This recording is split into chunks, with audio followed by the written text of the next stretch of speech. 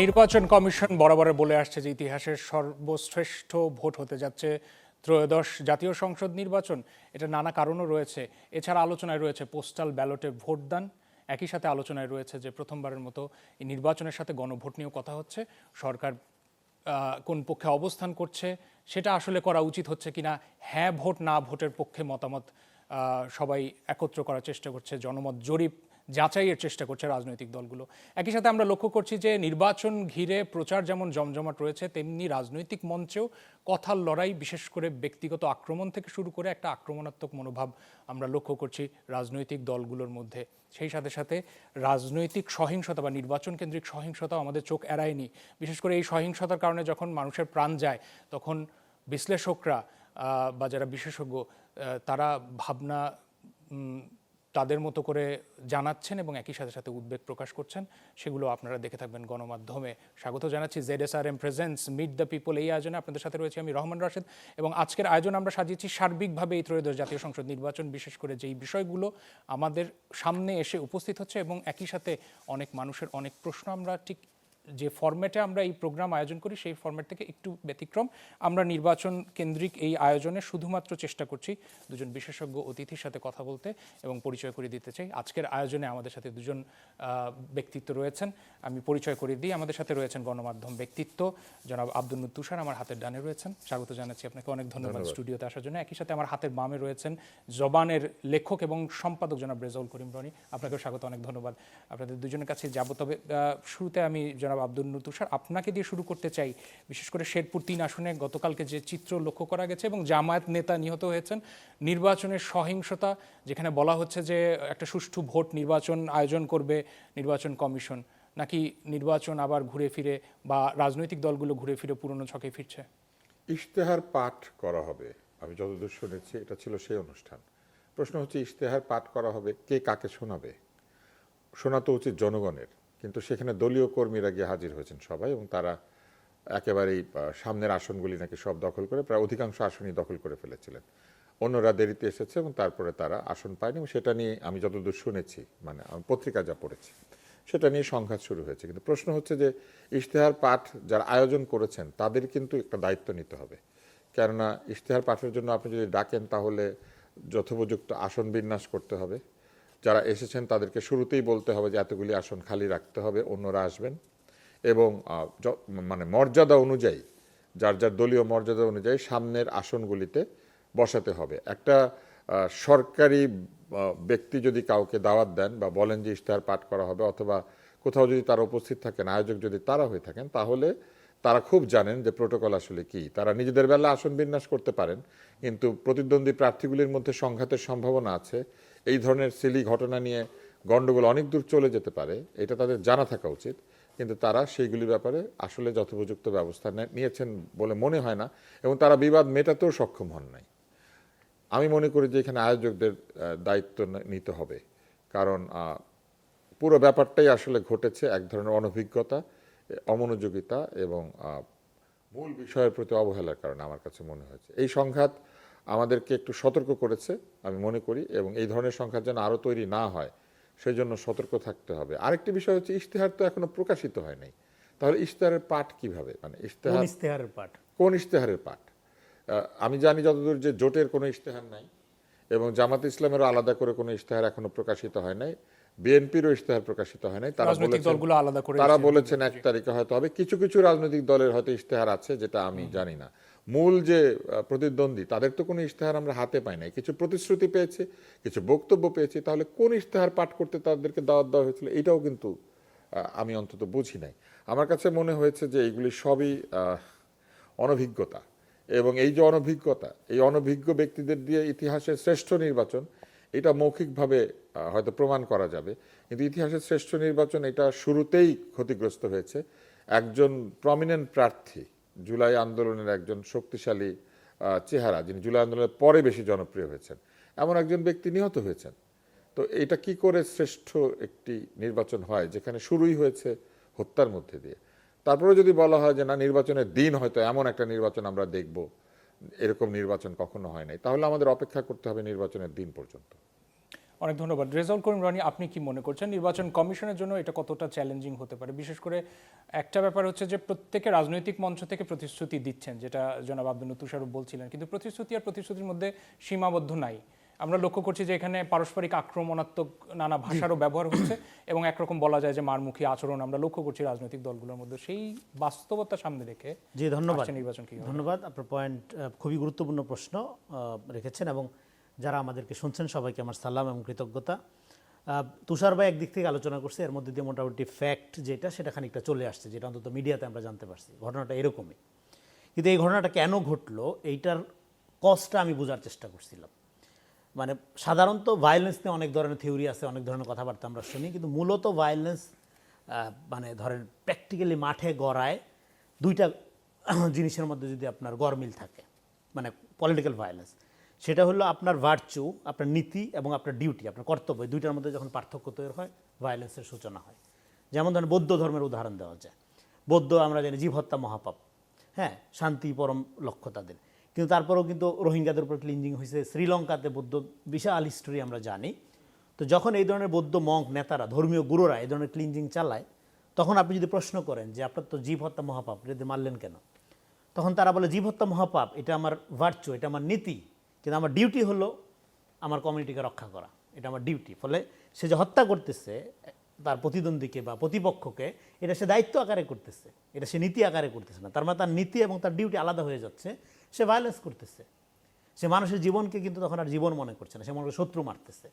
So এটা হলো theoretical প্রিমাইজ of violence. এবং বাংলাদেশে এই ঘটনাটা কীভাবে করতেছে, ইলেকশন আগের থেকে, আমি বহু আগের থেকে বলতেছি violence is coming, violence is coming. কেন? কারণ সোশ্যাল মিডিয়াতে আপনি যখন ফলস ন্যারেটিভ তৈরি করছেন, আপনি যখন লক্ষ লক্ষ বট আইডি, বট সেলিব্রিটি, মানে হাজার হাজার পেজের মধ্য দিয়ে আপনি যতখানি শক্তিশালী না তার চেয়ে অনেক বেশি শক্তিশালী হিসেবে আপনার সমর্থকদের মধ্যে একটা বার্তা পৌঁছাচ্ছেন, এবং মাঠে আপনার প্রতিদ্বন্দ্বীদের বক্তব্যগুলোকে টুইস্ট করে সত্যের সাথে মিথ্যা জোড়াই দেওয়া, সত্য না মিথ্যা না, পলিটিক্যাল ট্রুথ, রাজনৈতিক সত্য যেটা মিথ্যার চেয়ে ভয়ঙ্কর, উৎপাদন করছেন। ফলে আপনার যারা সমর্থক তারা বাই নেচার ফ্যানাটিক হয়ে উঠছে। এবার ওরা যখন মাঠে যাচ্ছে তাদের ইমাজিনেশনের মধ্যে তো তারা, মানে ধরেন আপনার এই মিথিক্যালি বা ধরেন হাইপ অনুযায়ী তারাই সবচেয়ে শক্তিশালী, তাদের প্রতিদ্বন্দ্বী আর কেউ নেই, তারাই সবচেয়ে সাচ্চা, তারাই জুলাই, তারাই আপনার সবচেয়ে সৎ লোক, তারাই সবচেয়ে মহান, তারাই সবচেয়ে ডেডিকেটেড, তারাই চুজেন পিপল। হ্যাঁ, এরকমভাবে যখন আপনি ন্যারেটিভ তৈরি করেন, তো মাঠে যেয়ে দেখা গেল নো, প্রতিদ্বন্দ্বী মাঠে অনেক শক্তিশালী, প্রতিদ্বন্দ্বীর দখলে মাঠ। এবার আপনি যখন তাকে অ্যাটাক করতে গেলেন, যেমন আপনি চেয়ার দখল করে বসে রইলেন, প্রশাসনের যারা আয়োজক তারা বললো যে আপনারা ভাগ করে সমান সমান ভাগ করে বসেন চেয়ার। আগে গেছেন তাতে কি দুই দলই যেহেতু একসাথে যাবেন, উনি বললো তারা মনে করলো যে না আমরা তো ছাড়বো না সিট, সামনের দিকে আমাদের বসতে হবে। কিন্তু মাঠে তো আপনার ওই শক্তি নাই, সামনের দিকে আপনি কেন বসবেন? আপনি আপনার কলিগ, প্রতিদ্বন্দ্বী কলিগ হোক, তাকে সিট ছেড়ে দিবেন, অর্ধেক অর্ধেক করে নেবেন, ভাগ করে নেবেন। কিন্তু আপনি তো ভাগ করতে রাজি হইলেন না, রাজি না হয়ে ভায়োলেন্স যে উস্কায় দিলেন। এই ঘটনা উদাহরণ আকারে আমি যে প্রিমাইজ বলতেছি এর সাথে মিল আছে। সে ছাড়তে যে রাজি হইল না, এই কনফিডেন্স কই থেকে পাইলো? না, এটাও কি মাঠে তাদের একটা প্রভাব রাখার জন্য কি কৌশলগত একটা? কৌশলগত না, এটা হলো believe in wrong thing is more dangerous then believe in nothing. আপনি এই যে মিথ্যাটা বিশ্বাস করে গেলেন, আপনি মনে করলেন যে আপনার সমর্থকের বাইরে দুনিয়ায় আর কিছু নাই, ভুয়া সমর্থক, ভুয়া আপনার ন্যারেশনের মধ্যে আপনি মাঠে যেয়ে দেখলেন যে আপনার প্রতিদ্বন্দ্বী আপনার চেয়ে অনেক শক্তিশালী। ফলে আপনি যেহেতু আপনার কল্পনা চিন্তা যেহেতু আপনি আগায় গেছেন, আপনি বট আইডিকে মনে করছেন যে রিয়েল মানুষ এবং ওরা আপনার সমর্থক। ফলে মাঠে আপনি যে যখন অ্যাক্ট করছেন, আপনার প্রতিদ্বন্দ্বী শক্তিশালী, মাঠ তো তার দখলে, সে তখন রিয়্যাক্ট করছে, ভায়োলেন্স হয়েছে, দুইটা মারামারি হয়েছে, আহত একজন মারা গেছে। That's the cause. তাহলে ভায়োলেন্স শুরু হচ্ছে কোথায়? শুরু হচ্ছে প্রথমে সোশ্যাল মিডিয়াতে। দেখেন, ডেমোক্রেসি সেকেন্ড, টলারেন্সি ফার্স্ট। আপনার যখন টলারেন্সি নাই, আপনি ডেমোক্রেসির যোগ্য না। ধরেন আমি তুষার ভাইকে ক্রিটিক করলাম বা আপনাকে ক্রিটিক করলাম, আপনি সেটার পয়েন্টের মধ্যে না থেকে এবার আপনি বললেন যে আপনার তো টেরা, আপনি তো কালো। হ্যাঁ, আপনি যখন এইভাবে পোর্ট্রেট করবেন, আপনি যখন ক্যারেক্টার অ্যাসাসিনেশনের দিকে চলে যাবেন, আপনি যখন ভ্যালু জাজমেন্টের দিকে চলে যাবেন, তখন বেসিক্যালি আপনি মানুষের মর্যাদাবোধকে স্বীকার করেন না, আপনি ডেমোক্রেটিক প্রিন্সিপাল থেকে সরে গেলেন। তো তখন আপনি আপনার প্রতিদ্বন্দ্বী খারাপ, ওরা সবচেয়ে জঘন্য, আপনি ভালো, এইভাবে সমাজকে বিভক্ত করতে থাকেন।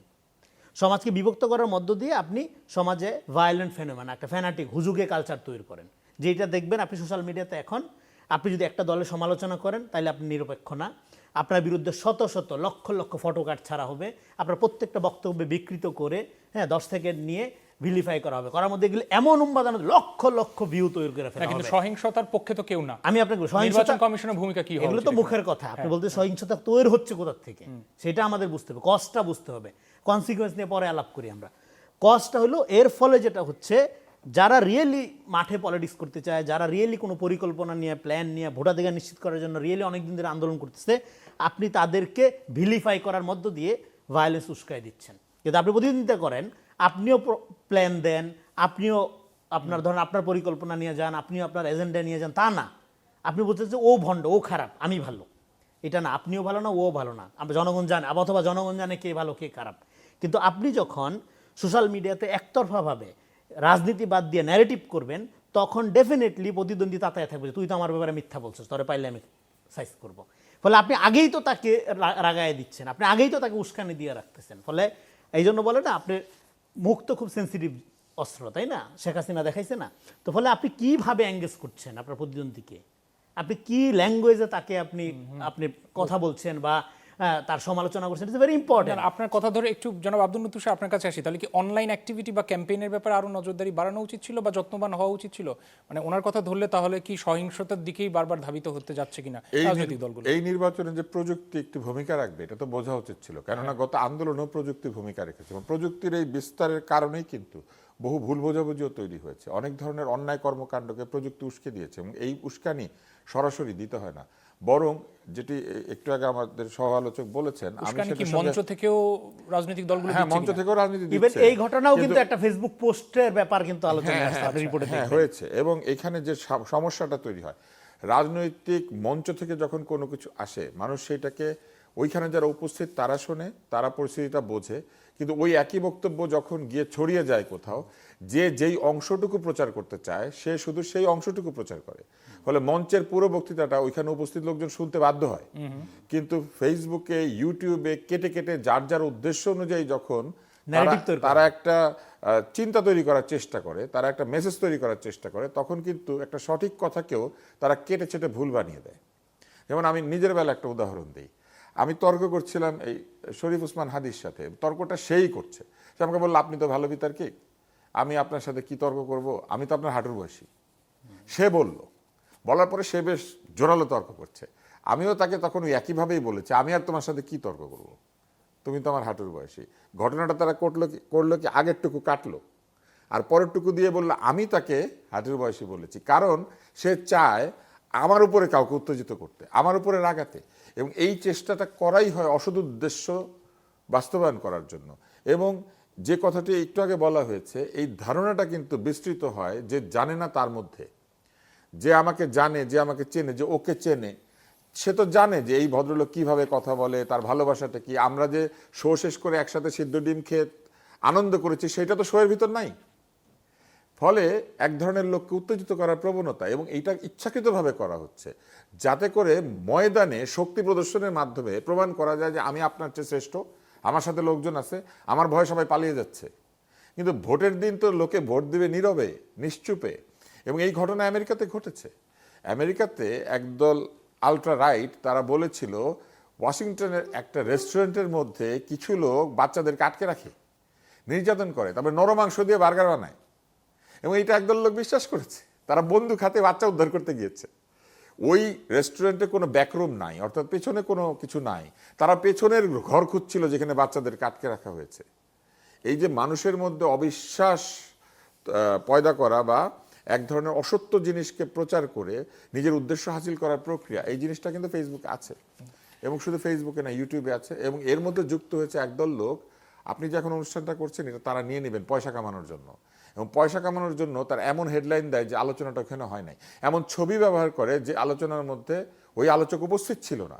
এমনকি একটি সাক্ষাৎকার আমি দেখেছি যেখানে আলোচক কখনোই ছিলেন না, তার একটা নিশ্চুপ অবস্থায় থাকা ছবিকে লুপে ফেলে বারবার রেখে মাঝখানে বসিয়ে দেওয়া হয়েছে, যেন তিনি এই কথাগুলি শুনছেন এবং মাথা নাড়ছেন। আচ্ছা, এই জিনিসগুলিকে প্রিভেন্ট না করে অন্তর্বর্তী সরকার তার টেকনোলজিক্যাল যে অন্যায় সেটাকে প্রিভেন্ট না করে তারা ব্যস্ত হয়েছেন কোথায়? না, সেটা অন্তর্বর্তী সরকার এবং নির্বাচন কমিশনের জন্য কতটা চ্যালেঞ্জিং হবে নির্বাচন সেই কমিশন আলোচনায় নিজেই যাচ্ছি। কিন্তু একটা ডিজিটাল ফ্রেন্ডলি না। নির্বাচন বুঝতে কমিশনের পারছি। কাজকর্মের মধ্যে অনেক ডিজিটাল আনফ্রেন্ডলি বা এই যে প্রযুক্তি টেক আনফ্রেন্ডলি বিষয় আছে। বুঝতে পারছি। আমরা একটা বিরতি থেকে আসি, বিরতির পরে আরো কথা হবে। দর্শক, আপনারা দেখছেন ZSRM presents meet the people. একটা বিরতির সময় হলো, সাথে থাকুন আমাদের।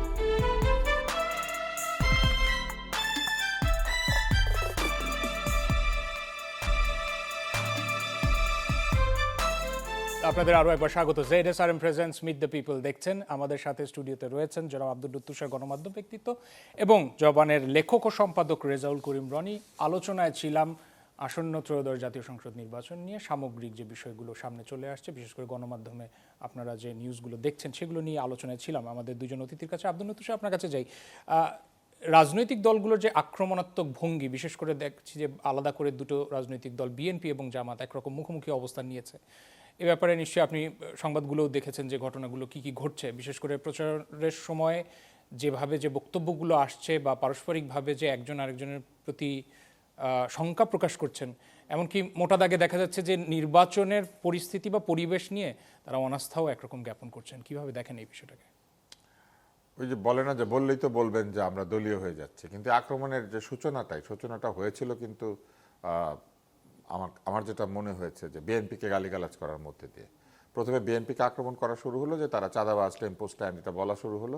প্রতিক্রিয়ায় বিএনপি পাল্টা তাদেরকে আক্রমণ করেছে, এবং এটা স্বাভাবিক। আপনি যখন কাউকে এইভাবে আক্রমণ করবেন, পাল্টা আক্রমণ একটা হবে। তবে এই আক্রমণ বন্ধ করার জন্য যে ধরনের প্রক্রিয়া রাখা উচিত ছিল, সেই প্রক্রিয়া আমরা দেখি নাই। আমার মনে হয় যে তখনই নির্বাচন কমিশনের বলা উচিত ছিল যে এই ধরনের ব্লেটেন্ট আক্রমণ যুক্তিহীনভাবে কাউকে করাটা সমীচীন নয়, এবং এটা উত্তেজনাকে উস্কে দিতে পারে। নির্বাচন কমিশনের তো একটা আচরণ বিধি থাকে, আমরা সেটাও দেখেছি যে বিধি লঙ্ঘন করার অনেক উদাহরণ তৈরি হয়েছে। বিধি লঙ্ঘনের মধ্যে এটা নাই যে আপনি কারো দুর্নীতি সমালোচনা করতে পারবেন না অথবা কারো অপরাধের কথা বলতে পারবেন না, কিন্তু যেভাবে বলা হয়েছিল সেটা কিন্তু ঠিক ছিল না। যে ধরনের স্লোগানের মধ্যে দিয়ে বলা হয়েছিল, সেই স্লোগানগুলি অত্যন্ত অপমানজনক ছিল। এবং এই যে অপমানজনক স্লোগান দেওয়া, অপমান করার যে সংস্কৃতি, এই সংস্কৃতিটাকে শুরুতেই বন্ধ করা দরকার ছিল। মনে করা হয়েছে, বারবারই বলা হয়েছে এগুলা করবে, এগুলা এক ধরনের বিপ্লবের কি বলে সেলিব্রেশন থেকে হচ্ছে, মানুষ তার ক্ষোভের বহিঃপ্রকাশের জন্য এগুলি করছে। কিন্তু ক্ষোভের এই বহিঃপ্রকাশ দিনের পর দিন চলতে পারে না। আপনি একবার দুইবার মব করে ফেলেছেন, উত্তেজনাবশত কাউকে ধরে ফেলেছেন, সেটা ঠিক আছে, বলা গেল। কিন্তু এগুলো যখন বারবার হতে শুরু করলো, তখন তো সেখানে হস্তক্ষেপ করা দরকার ছিল, যে এইগুলি এইভাবে করা যাবে না।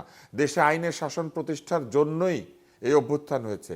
দেশে যে অত্যাচার চলছিল, সে অত্যাচার বন্ধ করার জন্য এটা হয়েছে, অত্যাচারের বিপরীতে নতুন অত্যাচার তৈরি করার জন্য না। কিন্তু আমরা দেখলাম তখন সেটাকে প্রেশার গ্রুপ বলা হলো এটা এক ধরনের সেলিব্রেশন, বলা হলো এটা এক ধরনের এক্সপ্রেশন অফ কি বলবো যে পেইন, যে তারা এত যন্ত্রণার মধ্যে গিয়েছেন তাই তারা এক্সপ্রেস করছেন। এখন যদি এইরকম হয় যে চোখের বদলে চোখ, হাতের বদলে হাত, নাকের বদলে নাক, তাহলে কারো নাক, কারো চোখ, কারো হাত থাকবে না।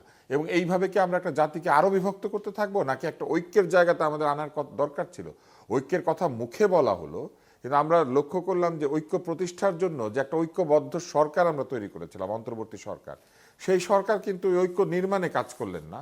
তারা বরং বিভিন্ন বক্তব্যের মধ্যে দিয়ে, তাদের অনেকেই, সকলে আমি বলবো না, বিভাজন তৈরির চেষ্টা করলেন, তারা ট্যাগ করার চেষ্টা করলেন। আমি বলতে চাই না এই বিষয়টা কারো ব্যক্তির নাম উল্লেখ করে, কিন্তু কেউ তো সমালোচনা করতেই পারে। কিন্তু সেই সমালোচনার বিপরীতে যদি উত্তরটা এইভাবে আসে যে একজন উপস্থাপক ডাইনে বামে মাথা নাড়ে, সে একটা সুশীল বুদ্ধিজীবী হওয়ার চেষ্টা করছে, এইটা তো এই প্রক্রিয়া নয়। বরং বলতে হবে তার ভুল কোন কথাটা, এবং সেই ভুলের সমালোচনা করা যেতে পারে, যে এই ভদ্রলোক যে আচরণ করেছেন সেখানে এই জায়গাগুলি আপত্তিকর ছিল, যেটা আমরা মনে করি ভুল। কিন্তু আমরা এটাও লক্ষ্য করেছি যে মানুষকে চুপ করানোর জন্য তাদের উপরে রাষ্ট্রীয় নিবর্তন বা সরকারি নিবর্তনও নেমে এসেছে। এই জিনিসগুলি তো বন্ধ করার জন্যই এই আন্দোলন ছিল। তাই এখন যেটি হচ্ছে, এটা কিন্তু একটা রোলিং বলের মতো, স্নোবল এফেক্ট বলে, যে একটা ছোট্ট মানে তুষারের গোলা, এটা যখন উপর থেকে গড়িয়ে গড়িয়ে নামতে থাকে, সে আরো বরফ নিতে থাকে, নিতে নিতে সে যত নিচে নামে এত বড় একটা বরফের দলায় পরিণত হয়। এই এত বড় বরফের দলাটা তৈরি হতে দেওয়া হয়েছে, যেটা এখন এই নির্বাচনকে ক্ষতিগ্রস্ত করছে। আর এর মধ্যে সুযোগ নিয়ে একদল লোক যেখানেই তাদের পরাজয় চিন্তা করছেন অথবা নির্বাচনে তাদের আশানুরূপ ফলাফল হবে না ভাবছেন, তারাই তখন বলার চেষ্টা করছেন এইভাবে নির্বাচন করা সম্ভব না। না। সেক্ষেত্রে আমরা দেখেছি যে লেভেল প্লেইং ফিল্ড নাই। এটা বরাবরই নির্বাচন কেন্দ্রিক যে দলগুলো আসেন, তারা ইতিমধ্যে জানান দেওয়া শুরু করেছেন যে মোটামুটি রাজনৈতিক দল সবাই বলার চেষ্টা করছেন যে কোনো একটা দিকের পক্ষে প্রশাসন ঝুঁকে পড়ছেন কিনা, নির্বাচন কমিশনের ভূমিকা নিয়ে প্রশ্ন তুলছেন। তাহলে সেই ক্ষেত্রে কি ওই একই বরাবরের মতো এভাবেই চলবে? লেভেল প্লেইং ফিল্ড কি হবে? এই যে ধরেন ঐকমত্য কমিশন হয়েছে না, নির্বাচনের আগে নির্বাচন কমিশনের উচিত ছিল লেভেল প্লেইং ফিল্ড হিসেবে আচরণ বিধিটা কি হবে, এটা তো তাদের আছে। তাহলে সেই আচরণ বিধিটা সবগুলি দলকে জানিয়ে দেওয়া, পাঠিয়ে দেওয়া, এইটাই হচ্ছে লেভেল প্লেইং ফিল্ড। আমাদের নির্বাচন কমিশনকে যদি এর বাইরে থেকে কোথাও যেতে দেখেন, মানে এইটা হচ্ছে নির্বাচনের একটা চার্টার, যে আমরা যদি কোনো ভিন্ন আচরণ করি তাহলে আমাদেরকে মনে করিয়ে দিবেন। কিন্তু তারা কিন্তু ভিন্ন আচরণ করেছেন, এবং সেই ভিন্ন আচরণ করার কারণেই লেভেল প্লেইং ফিল্ড সম্পর্কে একটা প্রশ্ন উঠেছে। যেমন তারা কাউকে দ্বৈত নাগরিকত্বে বলেছেন ঠিক না, কাউকে বলেছেন ঠিক, পরে আবার ছেড়ে দিয়েছেন। তারা কাউকে বলেছেন ঋণ খেলাপি, আপনাকে অংশ নিতে দেওয়া যাবে না, আটকে দিয়েছেন। আবার কাউকে ঋণ পরিশোধ করার পরেও ঋণ খেলাপ হিসেবে ঘোষণা করে দিয়েছেন। আবার তারা অনেককে ঋণ খেলাপ সহই ছেড়ে দিয়েছেন। কাউকে গ্যারান্টার সহ ধরেছেন, কাউকে আবার গ্যারান্টারকে ছেড়ে দিয়েছেন। এই যে তাদের ভিন্ন ভিন্ন আচরণ ভিন্ন ভিন্ন প্রার্থীর বেলায়, এইটাই আসলে প্রশ্ন তৈরি করার সুযোগ দিয়েছে, এবং সেই সুযোগ তারা তৈরি করে দিয়েছেন। যেমন আমি দেখলাম একজন সতর্ক করেছেন যে গণভোটে সরকারি কর্মকর্তাদের প্রচার প্রচারণা চালানোটা এটা বিধির লঙ্ঘন, 1 বছরের নাকি কারাদণ্ড হবে। তো এটা আগে বলেন নাই কেন? এটা আগে কেন বললেন না, এখন কেন বলছেন? রেজাউল করিম রানী কি মনে করেন এই ব্যাপারে, বিশেষ করে গণভোটের ব্যাপারটাও যেহেতু চলে আসছে সামনে? দেখেন, সরকার কোনো পক্ষ অবস্থান নিতে পারবে কিনা, অন্য রাজনৈতিক দল কি মনে করছে? একদম প্রথম দিকে আমি এই ব্যাপারে কথা বলে ব্যাপকভাবে জুলাই গাদ্দার হিসেবে চিহ্নিত হয়েছি। আপনি গণভোটের বিষয়ে জনগণকে জানাবেন, আপনি হ্যাঁ না বলে দিতে পারবেন, আপনি বিচার চাইতে পারবেন, আপনি ফাঁসি চাইতে পারবেন না। ব্যাপারটা হলো এরকম। আচ্ছা, হ্যাঁ বা না দিবে কি এটা জনগণ ঠিক করবে। মানে পিপল এজেন্সিকে আপনি নাই করে দিতে পারবেন না in the name of democracy, যেটা হাসিনা করতে গেছিল। আচ্ছা, রাজনৈতিক দলগুলো তো হ্যাঁ বা নায়ের পক্ষে নিয়েছে, তাদের এই ভূমিকা বা তাদের এই বক্তব্যকে কিভাবে দেখেন? দেখেন, এখানে একটা কি বলবো, যে একটা শুভঙ্করের ফাঁকি আছে। সেটা কি, আপনারা দলগুলো তো ধরেন এই একটা জাতীয় অনুষ্ঠান করে, সেই অনুষ্ঠানে আমিও ছিলাম। আপনি সবাই তো স্বাক্ষর করেছেন, বৃষ্টির মধ্যে টিপ টিপ বৃষ্টিতে সবাই স্বাক্ষর করেছেন। তারপরে আপনারা অধিকতর জনসম্পৃক্ততা অর্জনের জন্য এই গণভোটের দিকে যাচ্ছেন। ওকে, ভালো, ফাইন। আমি পার্সোনালি গণভোটের বিরুদ্ধে, এটা অনেক আগের থেকে আমি মনে করি যে গণভোট গণ অভ্যুত্থানের বিরুদ্ধের ব্যাপার আর কি। গণ অভ্যুত্থানে আপনার আলোচনা হবে, সেকেন্ড রিপাবলিক শুরু হয়ে গেছে, ফ্যাসিবাদের পতন হয়েছে, আপনি কীভাবে নতুন আপনার কনস্টিটিউশনাল আপনার কি বলে কাঠামো তৈরি করবেন সেটা নিয়ে আলাপ হবে। তো গণ অভ্যুত্থান এগুলো দরকার ছিল না, এবং এই যে সংস্কারগুলোর কথা বলা হচ্ছে এগুলো 1.5 বছরের মধ্যে এই সরকারই করে ফেলতে পারতো। তারপরে আবার সংস্কারের ব্যাপারে যেমন ধরেন যে কথাটা আমি বলি, যে ধরেন কৃষি প্রধান বাংলাদেশ, কৃষি সংস্কার কমিশনই হয়নি। তো তার মানে কি আমি কৃষি সংস্কার নিয়ে কথা বলবো না? আমার কৃষি সংস্কার দরকার নেই? তার মানে এই সংস্কারের প্রস্তাবনায় যা হয়েছে এই কিতাবের মধ্যে যেটা লেখা আছে, এই 84টা এবং যে কয়টা, হ্যাঁ, এখানে মত দ্বিমত যে দল যাই করুক না গেলো দলগুলো, এটা হইলেই বাংলাদেশের সবসময় সমাধান হয়ে যাবে, নট নেসারি। আচ্ছা, হবে না। তার মানে কিন্তু সংস্কার তো শুধু না, আমাদের পুনর্গঠন লাগবে, এটাও সত্য। পুনর্গঠন প্রক্রিয়াটা কীভাবে, এটা পলিটিক্যালি করতে হবে, এটা কোনো আমলাতান্ত্রিক প্রক্রিয়ায় হবে না। হ্যাঁ, এটা এসি রুমের মধ্যে বৈশা কতগুলো বুদ্ধিজীবী লোক ঠিক করলো যে এটা দরকার করে ফেলা হয়ে যাও, হবে না, এইভাবে ওয়ার্ক করে না। পুনর্গঠন সবসময় জনগণকে সাথে নিয়ে করতে হয়। হ্যাঁ, আপনি জনবিচ্ছিন্নভাবে এটা আপনি করতে পারেন, আপনি চাপাই দিয়ে করতে পারবেন না। ডেমোক্রেসি জনগণ বুঝেন, আপনি বুঝেন, এই চিন্তাটা ফ্যাসিবাদী চিন্তা। আমার ভালোটা আমি বুঝি না, আপনি বুঝেন, এটা হাসিনা মনে করতো, যে ডিম সিদ্ধ করে খাইতে বলতো না। তা আমার ভালোটা আমাকে বুঝতে দেন, আমি যদি ভুল করি অসুবিধা নেই, আমি আবার কারেক্ট করব। ফলে পিপল এজেন্সিকে আন্ডারমাইন করা যাবে না, পিপল এজেন্সিকে নাই করে দেওয়া যাবে না। হ্যাঁ, আপনি জনগণকে বলবেন যে এখানে গণভোটের একটা ব্যাপার আছে জাতীয় নির্বাচনের পাশাপাশি, সেই ব্যাপারেও আপনি আপনার রায় ব্যক্ত করুন, এটা মনে করাই দিবেন। কিন্তু আপনি কি রায় ব্যক্ত করবেন, হ্যাঁ, এইটা আপনি জানাই দিতে পারবেন না, যেহেতু এখানে দুইটাই ব্যাপার আছে, হ্যাঁ এবং না, দুইটাই আপনি রেখেছেন, ফলে আপনি একটার পক্ষে যাবেন না। অনেকদিন পরে হইলেও সরকার কিন্তু সেটা স্বীকার করলো যে এই জিনিস আমাদের পজিশনটা সঠিক, আমাদের ক্রিটিকটা সঠিক। কারণ হইলো গণতন্ত্র মানে হইলো আপনার জনগণের মানে উইল টু পাওয়ার, এটার মধ্য দিয়ে ডেমোক্রেসি রিস্টোর হয়। ফলে জনগণের উইল বা আকাঙ্ক্ষা, এটাকে আপনি আগেই জাজমেন্ট দিয়ে দিতে পারেন, আপনি আগে ডিসিশন দিয়ে দিতে পারেন না যে এইটা হইলেই এটা হবে। না, কিন্তু মানুষ যখন, ভোটাররা যখন যাবেন তখন হা বা না এর অপশন তাদের কাছে থাকবে। সেখানে কি তারা স্পষ্টভাবে দেখে বুঝে ওই ভোট দেওয়ার অবস্থাটা আছে? বিশেষ করে দেখে যাচ্ছে তৃণমূলে ভোটারদের মধ্যে এখনো অস্পষ্টতা রয়েছে এই গণভোট নিয়ে, যেটা কি গণভোট নিয়ে অস্পষ্টতার কারণ কি? কারণ এই সরকার কোনো কিছু সংস্কার করবে এই বিষয়ে মানুষের আস্থা চলে গেছে। কারণ 15 মাসে যেই কারণে গণঅভ্যুত্থান হয়েছিল তার কোনো আকাঙ্ক্ষা পূরণ হয়েছে? ঘুষ ছাড়া এখন চাকরি হয়? জিনিসপত্রের দাম কি এখন জনগণের আকাঙ্ক্ষা অনুযায়ী নিয়ন্ত্রণে থাকে? কোনো জায়গায় কি স্বচ্ছতা নিশ্চিত করা হয়েছে? তো আপনি ক্ষমতায় থেকে যে জিনিস করতে পারেন নাই সেটা একটা কাগজ দিয়ে করে ফেলতে পারেন, মানুষ বিশ্বাস করবে বিশ্বাস? বলে আস্থা অনাস্থা গণভোটের ব্যাপারে, সংস্কারের ব্যাপারে আস্থা অনাস্থা তৈরি করার জন্য এই সরকার একটা জ্বলন্ত উদাহরণ। কিন্তু তারপরও আমাদের সংস্কার লাগবে, এটা করতে হবে। এবং এই ক্ষেত্রে না বা হা বা না ভোটের আমি তেমন একটা গুরুত্ব দেখি না। কারণ হইল এই রাজনৈতিক দলগুলো যারা এই আপনার জুলাই সনদে স্বাক্ষর করেছে জাতির সামনে, সমস্ত মিডিয়ার সামনে, সারা পৃথিবীর সামনে, তাদের কেউ না কেউই তো সরকার গঠন করবে। তো তাদের কেউ না কেউ যদি সরকার গঠন করে, যদি এনসিপি স্বাক্ষর করে না এখনো, কিন্তু তারা সবচেয়ে বেশি আপনার অ্যাগ্রেসিভ হ্যাঁ ভোটের ব্যাপারে, সেটা তাদের পলিটিক্যাল পজিশন হতে পারে। কিন্তু যেহেতু স্বাক্ষর যারা করেছে তাদের মধ্যে থেকেই আপনার সরকার গঠন করবে কেউ না কেউ, এটা প্রায় নিশ্চিত বলা যায়। ফলে এটা তো একটা অঙ্গীকার অলরেডি আপনি করে ফেলছেন। ফলে হা না ভোটটা এটা শুধুমাত্র জনগণের সাথে আপনার এই ব্যাপারটাকে সংযুক্ত করার ব্যাপার। কিন্তু রাজনৈতিক দলগুলো অলরেডি এই ব্যাপারে অঙ্গীকারবদ্ধ যে তারা তাদের যে পজিশন, হ্যাঁ, যে সবগুলো দলই কিন্তু নোট অফ ডিসেন্ট দিয়েছে। কিন্তু এখানে ন্যারেটিভ হইল শুধুমাত্র বিএনপি দিয়েছে, নো, জামাতও দিছে, হ্যাঁ, তিনটাতে দিছে, অন্য দল দিছে, বামপন্থী দলগুলো দিছে, বিএনপি অনেকগুলোতে দিছে। ফলে যেই নির্বাচিত হোক, সে যেই প্রক্রিয়া এখানে ঐক্যমত কমিশনে আপনার ধরেন সম্মত হয়েছে, সেই অনুযায়ী সেটা বাস্তবায়ন করতে বাধ্য। এটার সাথে হা না ভোটের কোনো সম্পর্ক নাই। কিন্তু ন্যারেটিভ প্রচার করা হচ্ছে যে হা না ভোট একটা বিরাট ব্যাপার ঘটায়। কিন্তু রাজনৈতিক দলগুলো তো হায়ের পক্ষেও প্রচারণা চালাচ্ছেন, বা তারা জানিয়েছেন হায়ের পক্ষে প্রচারণা চালাইতে সমস্ত রাজনৈতিক দল বাধ্য, কারণ তারা তো আগেই অঙ্গীকার করে ফেলছে। এক অর্থে তো তারাও তাহলে আস্থা রাখছেন। আস্থা না রাখার এই বিষয়টাই অদরকারি। এটা হলো সোশ্যাল মিডিয়ার ন্যারেটিভ। আমি আপনাকে বারবার বলতেছি, এই দলগুলো তো স্বাক্ষর করেছে জাতির সামনে, এবং সেখানে অঙ্গীকারনামা পাঠ করা হয়েছে, এবং সেই অঙ্গীকারনামার সাথে আপনার 400-500 লোককে দাওয়াত করে সমস্ত মিডিয়ার প্রেজেন্স, কূটনৈতিকদের সামনে এটা স্বাক্ষর হয়েছে টিপ বৃষ্টির মধ্যে। ফলে এখন এটা একটা ন্যারেটিভ পলিটিক্সের প্রয়োজন। এটা অদরকারি জিনিস। এই আমলে অনেক অদরকারি জিনিস যেমন করা হচ্ছে, তার একটা হলো এটা করতে বাধ্য তারা। কারণ এটা অঙ্গীকার, এটাকে ফাইজলামের জন্য তারা ডাকছিলেন আপনি এখানে। এটা তো অলরেডি ডিক্লেয়ার্ড, এটা তো প্রকাশ্যে অঙ্গীকার করছে, তারা স্বাক্ষর করেছে। সেখানে ঐকমত্যে পৌঁছানো, লিখিত অঙ্গীকারের কথা বললে, যেমন জাতীয় সংসদ নির্বাচনে 5% নারী প্রার্থী মনোনয়ন দেওয়ার কথা ছিল বা অঙ্গীকার করা ছিল, রাজনৈতিক দলগুলো সেগুলো দেয়নি। আপনি নিশ্চয়ই দেখেছেন যে জামায়াতের আমির ডক্টর শফিকুর রহমান গতকালকে আল জাজিরায় একটা সাক্ষাৎকারের ব্যাপারটা সামনে আসছে এবং এটা নিয়ে আলোচনা হচ্ছে। বিশেষ করে নারী নেতৃত্ব নিয়ে তাকে প্রশ্ন করা হয়েছিল, তিনি উত্তর দিয়েছিলেন। আপনি এই ব্যাপারে কি মন্তব্য করবেন?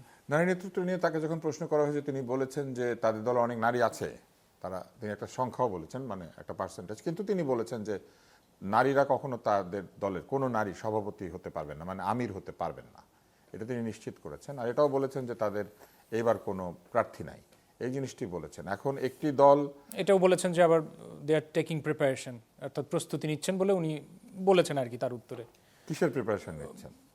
সেই প্রশ্নের উত্তরে তিনি প্রিপারেশন নিচ্ছেন আগামী সংসদে তারা দাঁড়াবেন সেই জন্য, যেখানে এই গণভোটের আগে যে জুলাই সনদ, সেখানে তারা স্বাক্ষর করে বলেছেন এইবারের ভোটেই তারা 5% প্রার্থী দিবেন। সেটা কোনো দলই করেনি। 5% তো দূরের কথা, 1% উনি তো 0%-এ আছেন। উনি চতুর্থ শূন্যটা অ্যাড করেছেন। আমাদের প্রধান উপদেষ্টা যে 30 আছে, তার সঙ্গে আরেকটা শূন্য অ্যাড করেছেন, নো উইমেন, ঠিক আছে। এবং ওইটা তিনি এনশিওর করেছেন যে তাদের দলের দিকে কোনো, তাদের প্রার্থী হবেন না কোনো উইমেন। এবং তাদের সঙ্গে আরও একটি গোষ্ঠী ছিলেন যারা বেরিয়ে গিয়েছেন, তাদের আরও কঠিন বিষয় রয়েছে, তারা কোথাও মেয়ে থাকলে তারা বসেনি না।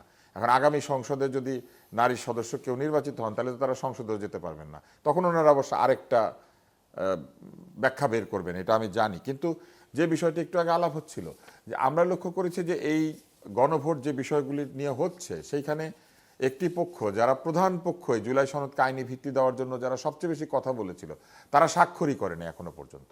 তাহলে কি তারা গণভোট হওয়ার পরে স্বাক্ষর করবে?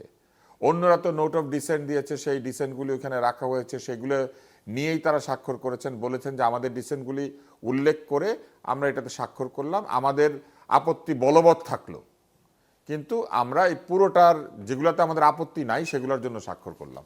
এটা হচ্ছে বিষয়। এটাকেও একভাবে ব্যাখ্যা করা হয়েছে যে না, এই নোট অফ ডিসেন্ট যে আমরা দিয়েছি, আমরা আপত্তি সত্ত্বেও সব মেনে নিলাম। তা আপত্তি সত্ত্বেও সব মেনে নিলে তো আবার গণভোটে যেতে হচ্ছে কেন?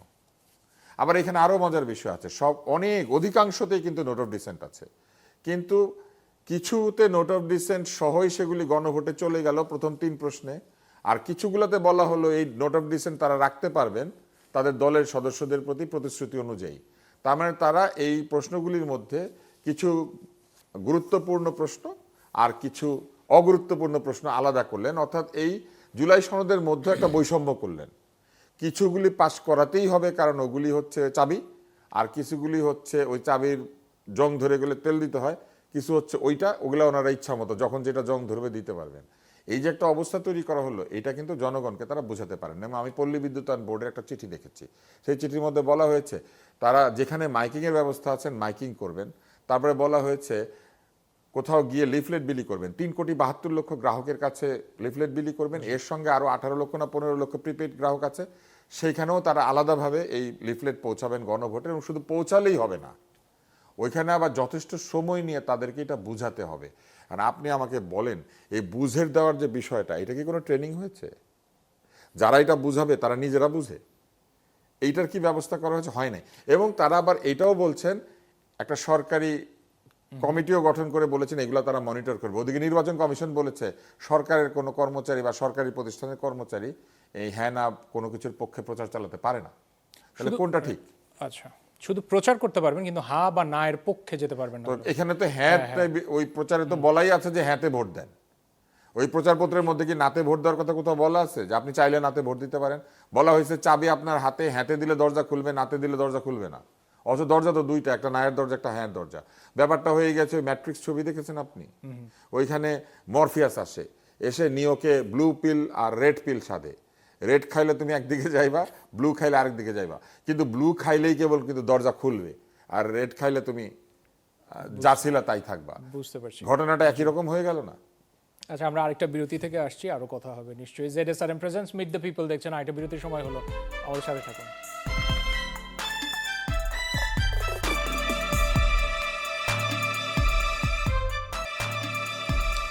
বিরতির পর আরো একবার স্বাগত। ZSRM presents meet the people দেখছেন। বিরতির আগে আলোচনায় ছিলাম জনাব আব্দুল নূর তুষার। এই পর্যায়ে আপনার কাছে যেতে চাই পোস্টাল ব্যালট ইস্যুতে। পোস্টাল ব্যালট নিয়ে সমাদৃত হয়েছে এই বিষয়টা। পোস্টাল ব্যালটে ইতিমধ্যে 4.25 লাখের মতো বেশি ভোটারের ভোট ইতিমধ্যে এসে পৌঁছেছে। প্রার্থিতা প্রত্যাহারের সময় এই যে পার হয়ে গেছে, এর মধ্যে উচ্চ আদালতের নির্দেশে প্রায় 40-45 জনের প্রার্থী নতুন করে তারা প্রার্থিতা ফিরে পেয়েছেন বা তালিকা যুক্ত হয়েছেন। এখন প্রশ্ন হচ্ছে যে এই যে ভোটগুলো ইতিমধ্যে রিসিভ করেছে নির্বাচন কমিশন, সেই ক্ষেত্রে এটার সমাধান কি হবে? প্রথমত যখন এই প্রার্থীরা ভোটটা দিয়েছেন, মানে প্রার্থীর সমর্থকরা ভোটটা দিয়েছেন, তার নিজের প্রার্থী হাজির নাই কারণ বাতিল, তারা হয়তো ভোট দিয়েছেন অন্য কোথাও কারণ নিজের প্রার্থী তো ছিল না। এখন আবার সেই প্রার্থী ফেরত এসেছে, তাহলে এই ভোটগুলি তো প্রশ্নবিদ্ধ। কারণ প্রার্থী ফেরত এসেছে কিন্তু ভোটের সময় তো সেই প্রার্থী ওখানে ছিল না। তাহলে এই ভোটগুলি বাতিল করা ছাড়া তার কোনো উপায় নাই। এখানে তো কারো পক্ষে মনে মনে বোঝা সম্ভব না যে এই প্রার্থী থাকলে কে ভোটটা দিত। ফলে এই 4.5 লাখ ভোট যে এসেছে এটা বাতিল করে দিতে হবে। যদি ওইখানে এরকম কোনো ভোট থাকে যেখানে আসনে নতুন প্রার্থী চলে এসেছেন, প্রার্থিতা বাতিলের বিষয়টি বাতিল হওয়ার কারণে, অর্থাৎ মনোনয়নপত্র বৈধ হওয়ার কারণে। আরেকটি বিষয় হচ্ছে এই পোস্টাল ব্যালট কোথায় রাখা হচ্ছে, কিভাবে রিসিভ করা হচ্ছে, কোথায় সংরক্ষণ করা হচ্ছে, কারা সেটাকে মনিটরিং করছেন, এটা তো একটা প্রশ্নের বিষয়। আমরা এত গুপ্ত জামাত, গুপ্ত বিএনপি, গুপ্ত সুপ্ত শুনতে পারি, এবং আমরা এটাও শুনি প্রশাসনে নাকি অনেক গুপ্ত আওয়ামী লীগও লুকিয়ে আছে, এখন তারা কিছু বলছে না। তাহলে এই পোস্টাল ব্যালট কার রক্ষণাবেক্ষণে আছে, কোথায় রাখা হয়েছে, কি নির্বাচন কমিশনই তো সেটা টেক কেয়ার করার কথা, সেটা তো জানানো উচিত। এই পোস্টাল ব্যালটের পুরো প্রক্রিয়াটা স্বচ্ছভাবে জনগণকে জানানো উচিত। কারণ এই পোস্টাল ব্যালট নিয়ে কিন্তু এরই মধ্যে প্রশ্ন উঠেছে, কারণ আমরা ভিডিও দেখেছি, যে ভিডিওর মধ্যে পরিষ্কার দেখা যাচ্ছে একটি দলের প্রবাসী নেতা বা নেতা জাতীয় লোকদের কাছে শত শত ব্যালট, এবং তারা সেটাকে ভাঁজ করছেন, ফোন করছেন, আপনার ব্যালট পেয়ে গেছি, ভোটারকে জানাচ্ছেন আপনার ব্যালট আমার কাছে। এইটা কি করে হয়? ভোটারের ব্যালট ভোটারের কাছে না থেকে আরেকজনের কাছে থাকে কিভাবে? তো এই বিষয়গুলি তো প্রশ্নবিদ্ধ করবে এই নির্বাচনকে। আর পোস্টাল ব্যালট নিয়ে সুদূর আমেরিকাতে যারা পোস্টাল ব্যালট অনেকদিন ধরে করেন, সেইখানেও প্রশ্ন উঠে। আর আমাদের দেশে এটা কোনো দিন হয় নাই, তারা এই নির্বাচনের মধ্যে এটাকে যুক্ত করে দিলেন কি কারণে? এইটা আমার কাছে মনে হয় যে যতখানি না নির্বাচনে উপকার হবে এই কয়েক লক্ষ ভোটে, তার চেয়ে বরং এই নির্বাচনকে প্রশ্নবিদ্ধ করার ক্ষেত্রে এটা অনেক বড় ভূমিকা পালন করবে। এবং কেউ যদি এটা দিয়ে কারচুপি করতে চান, এটার মাধ্যমে কারচুপি করারও সুযোগ আছে। রেজাউল করিম রনি, মানে আপনি এই ব্যাপারে কি মনে করেন? দেখেন, আমি মনে করি যে এই নির্বাচন কমিশন একটা কাঙ্ক্ষিত নির্বাচন দিতে পারবে এই বিষয়ে আশা করার কোনো কারণ নাই। কোনো নির্বাচনটা করতে হবে রাজনৈতিক দলগুলোকে একটা, এই সরকার যেরকম সমঝোতার ভিত্তিতে চালায় সেরকম, মানে বাংলাদেশকে জেতানোর জন্য। কিন্তু আপনি যদি ছলে বলে কৌশলে যে কোনো মূল্যে নিজেকে জেতানোর একটা প্রক্রিয়া বা একটা প্ল্যান বা একটা পরিকল্পনা কুকৌশল হাতে নিয়ে থাকেন, এবং তার ফলে ধরেন এই জিনিসগুলো যখন ধরেন নির্বাচন কমিশনে যে সমস্ত বিষয়গুলো নিয়ে অভিযোগ উঠলো, জি যেমন এই যে ঋণ, দ্বৈত নাগরিকত্ব, ঋণ খেলাপি, দ্বৈত নাগরিক, প্রত্যেকটা জায়গায় কিন্তু প্রফেশনাল দৃষ্টিভঙ্গির পরিচয় রাখতে নির্বাচন কমিশন ফেল করেছে। হ্যাঁ, সিলেক্টিভ আপনার আইনি দৃষ্টিভঙ্গি তাদের কাছ থেকে লক্ষ্য করা গিয়েছে, যেটা এখানে আলোচনায় আসছে। এবং পোস্টাল ব্যালট নিয়ে যখন বিতর্ক হলো, সেই বিতর্কের কিন্তু কোনো সন্তোষজনক উত্তর, সমাধানের চেষ্টা কিচ্ছু দেখা যায় না, বরং ভোট রিসিভ করা শুরু হয়ে গেছে। যেখানে প্রার্থিতাই চূড়ান্ত পর্যায়ে যায়নি এবং অনেক প্রার্থিতা আপনার স্থগিত, তারপর নতুন করে ফেরত আসছে, যে আলাপটা আসলো এখানে, সেক্ষেত্রে আগে এই ভোট কাস্টিংটা তো আপনি এভাবে করতে পারেন না। আরেকটা হলো যে উচ্চ আদালতের কাছে যাওয়ার তো সুযোগ রয়েছে, এখন সেই সময় অতিবাহিত করার পরে পোস্টাল ব্যালট পাঠিয়ে আবার রিসিভ করার সময়টা হাতে ছিল কি? না, আপনার সেটা তো তাদের ভাবতে হতো নির্বাচন কমিশনকে। নির্বাচন কমিশন ভাবতে, যদি না হয় তাহলে আপনি করবেন না। এই জিনিস তো 55 বছরে হয় না যে একদিনের মধ্যে কইরেই আপনি দেখেন, যে জিনিসগুলো খুবই সেন্সিটিভ, খুবই জরুরি, সেই জিনিসটা করে আপনার ধরেন ক্ষতি করার তো কোনো দরকার নেই। যদি না করলে ক্ষতি কম হয়, করলে ক্ষতি বেশি হয়, তাহলে আপনি কোনটা বেছে নেবেন? ডেফিনেটলি না করাটা। ধরেন নির্বাচনকে প্রশ্নবিদ্ধ করার ক্ষেত্রে যদি এই পোস্টাল ব্যালটের বিতর্কটা গোটা নির্বাচন প্রক্রিয়াটাই ক্ষতিগ্রস্ত করে, তাহলে আপনি যাওয়ার দরকার কি এটাতে? এবং আপনি পোস্টাল ব্যালটে কীভাবে, ধরেন আমার বাড়ি নোয়াখালী, আমি নোয়াখালীর প্রবাসী, তো আমি আমি আমি কি মার্কায় দিব, নাকি আমি আমার প্রার্থীকে দিব? ধরেন আমি মার্কায় দিতে চাই না, আমার প্রার্থীকে দিতে চাই, এটা আমি কীভাবে দিব? আমার প্রার্থী তো এখানে ফিক্সড হয়নি, চেঞ্জ হতে পারে। না, পোস্টালে তো মনে হয় মার্কা দিয়েই করা, শুধু মার্কা, শুধু সবগুলো মার্কা, মার্কা প্রার্থী আছে। না, শুধু মার্কা দেয়া। তা এটা তো ত্রুটিপূর্ণ। আপনি নির্বাচন তো দুইটাই, বোথ। আমি তো প্রার্থী পাচ্ছি, আমি তো মার্কা পাচ্ছি না। ডেফিনেটলি নির্বাচনে, জাতীয় নির্বাচনে মার্কা একটা গুরুত্বপূর্ণ ফ্যাক্টর, কিন্তু প্রার্থীও তো গুরুত্বপূর্ণ এট দ্য সেম টাইম। হ্যাঁ, আমি ধরেন আমার মার্কা পছন্দ করি, সাপোজ ফুটবল মার্কা বা ধরেন যে কলা গাছ মার্কা, হ্যাঁ, কিন্তু আমি ওই ব্যক্তিকে পছন্দ করি না। তো আমি আমি এখন আমার কাছে গুরুত্বপূর্ণ ওই মার্কাটা প্রতিনিধিত্ব করে ওই ব্যক্তি। তো আমি সেক্ষেত্রে আমি অন্য চিন্তা করব, কিন্তু আমাকে শুধুমাত্র মার্কার অপশনই রাখা হইলো যে ওকে মার্কা পাইছে মারসিল। এইটা তো ভাই ভোটাধিকারের সুযোগ বা আমার গণতন্ত্রের সুযোগ দেওয়া হইল না। হ্যাঁ, এটা তো আপনি একটা সিলেক্টিভ চয়েসের মধ্যে আমাকে ঠেলে দিলেন। এবং ইউনিফর্মিটিও মেনটেন করা হইলো না। আমেরিকান পোস্টাল ব্যালটে তো ওই যে ওদের যে হাতিয়ার গাধা থাকে, 2টা মার্কা বা 3টা মার্কা ধরেন ম্যাক্সিমাম, কারণ এখানে প্রেসিডেন্সিয়াল নির্বাচন হয়, ওখানে প্রার্থী তো 2 জন বা 3 জন, তাই না? কিন্তু এইখানে তো প্রার্থী সেরকম না, কোথাও 12 জন, কোথাও 18 জন, কোথাও 10 জন, কোথাও 6 জন, কোথাও এক প্রার্থী সারাদিন কোর্টে আছে আরেক প্রার্থীর প্রার্থীতা বাতিল করানোর জন্য। বুঝতে পারছি, আমরা আয়োজন একদমের শেষ পর্যায়ে রয়েছে, কোনো মানে প্রচারের যেহেতু আরো সময় রয়েছে এবং দুই রাজনৈতিক দলকেই দেখতে হচ্ছে আমরা যে পাল্টাপাল্টি যুক্তি এবং আক্রমণও করছে, একটু দুজনের কাছে খুব সংক্ষেপে পরামর্শের জায়গাটা একটু জানতে চাই নির্বাচনকে ঘিরে। আচ্ছা, আমি শেষ করি। প্রথম কথা হলো, সোশ্যাল মিডিয়াতে যে ধরনের ন্যারেটিভ পলিটিক্স, প্রোপাগান্ডা, মিথ্যাচার, চরিত্র হনন চলছে, এটা ইমিডিয়েট বন্ধ করতে হবে। এইটা ইমিডিয়েট বন্ধ না করলে জনগণ বিভ্রান্ত হচ্ছে, প্রচুর মিস ইনফরমেশন ছড়ানো হচ্ছে, এইটা সবার আগে বন্ধ করতে হবে। এটা বন্ধ করলে 60% ভায়োলেন্স কমে যাবে। আর একটা হলো যে রাজনৈতিক দলগুলো দেখেন, এইটা হলো যে আপনার বিএনপির সবকিছু খারাপ, হ্যাঁ, কিন্তু আপনি বিএনপির জিনিসগুলো যখন আপনি নকল করেন, সেটা ভালো হয়ে যায়। বিএনপিকে আপনি বলতেছেন যে বাস থেকে নামেন, জনগণের কাছে যান, হ্যাঁ, আপনার বাসের মধ্যে বসে থাকলে হবে না, এই কথা বলে আবার আপনি নিজে বাসের মধ্যে উঠে গেলেন, সেটা ভালো হইলো। আচ্ছা, বুঝতে পারছি। আমি খুব এই সিলেক্টিভ আপনার এই জাজমেন্টটা বন্ধ করতে হবে 30 সেকেন্ডের মধ্যে। আমি যে মেটাকে চিঠি লিখে যদি ধরেন অপপ্রচার বন্ধ করানোর সুযোগ থাকে, তাহলে কেন এআই ভিত্তিক যে অপপ্রচার শুরু হয়েছে, মেটাকে তো এটা বলা যেতে পারতো যে বাংলাদেশের টেরিটরিতে নির্বাচনের 12 তারিখ পর্যন্ত সব ধরনের এআই ভিত্তিক প্রচারণা যেন বন্ধ থাকে, মেটা যেন এটা বাংলাদেশে দেখতে না দেয়। মেটার সঙ্গে এটা আলোচনা করা যেতে পারতো। একই সাথে আমাদের এখানে যদি বট বাহিনী থাকে, তাহলে সরকারি একটা দল তৈরি করা যেত যারা এই জিনিসগুলিকে চিহ্নিত করবে এবং মেটাকে সাথে সাথে রিপোর্ট করবে সরকারিভাবে এবং বলবে যে এইগুলিকে সরিয়ে নাও। আজকের আয়োজন শেষ করছি, সেটা তো তারা করেন না। অনেক ধন্যবাদ আপনাদের দুজনকে সময় দেওয়ার জন্য। দর্শক, জেরিসারেম প্রেজেন্টস মিট দ্য পিপল আজকের মতো শেষ করতে চাই। ভালো থাকবেন সবাই, আগামী সপ্তাহে দেখা হবে।